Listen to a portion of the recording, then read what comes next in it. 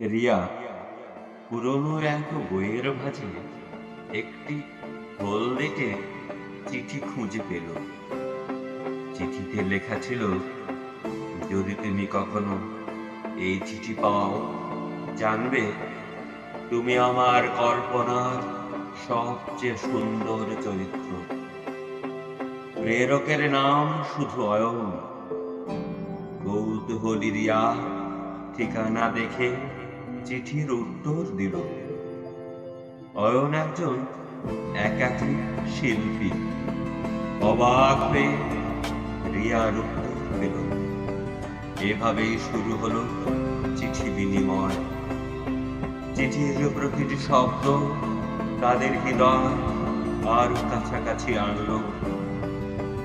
মাস কয়েক পর রিয়া সাহস করে অয়নকে দেখার প্রস্তাব দিল।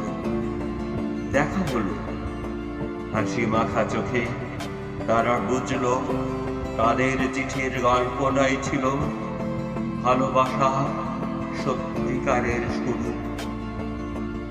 ভালোবাসা সত্যিকারের শুরু। ভালোবাসা সত্যিকারের শুরু।